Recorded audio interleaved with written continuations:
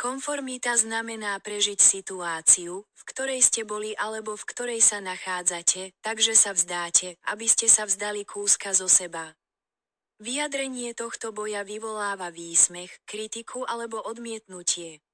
Keď sa vyrovnáte v tichu a dokonca aj v neviditeľnosti, z dlhodobého hľadiska táto metóda vo vás posilnila viac negativity a vytvorila tiež zaužívaný vzorec. Je to spôsobené snahou byť akceptovaný alebo milovaný, hlavne alebo čiastočne zo strachu. Musíte si uvedomiť, že hľadanie lásky zvonka vám nedá trvalú lásku. Láska musí začať vo vás. Ako sa miluješ? Nalaďte sa na svoj vnútorný svet a počúvajte svoje emócie. Učenie a rast sú vaším liekom na hojenie rán. Kvalita vzťahu tu nie je od začiatku. Napriek týmto ťažkostiam musíte ranu otvoriť alebo znovu otvoriť a čeliť jej. Toto je jediný radikálny spôsob, ako sa posunúť vpred k oslobodeniu od svojho utrpenia.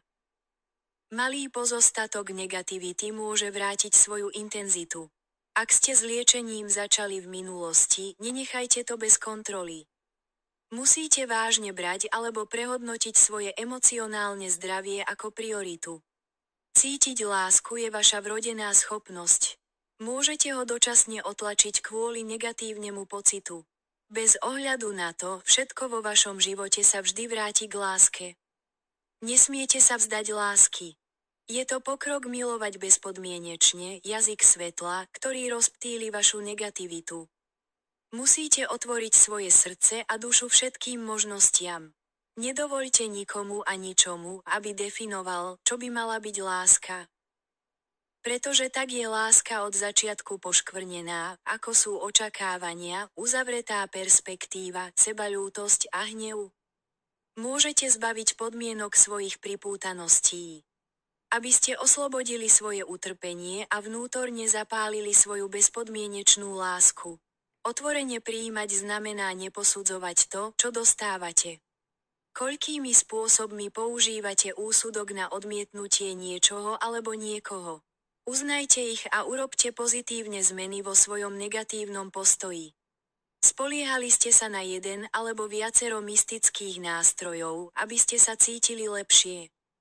To oddaľuje hojenie vašich rán. Dobrý pocit je len odklon od svojich vnútorných problémov. Musíte uznať, že vaša duša má vrodenú schopnosť uvoľňovať negatívne emócie.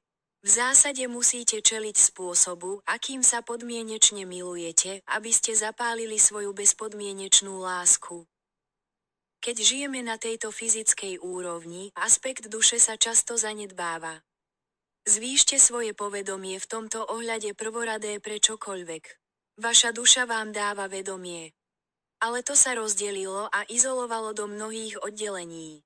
Bez jeho celého bytia ste navždy uväznení v temnote ľudských predkov. Musíte prijať toto vyššie povolanie. Aby ste zjednotili svoje pravé ja a uvoľnili to, čo neslúži vášmu najväčšiemu dobru.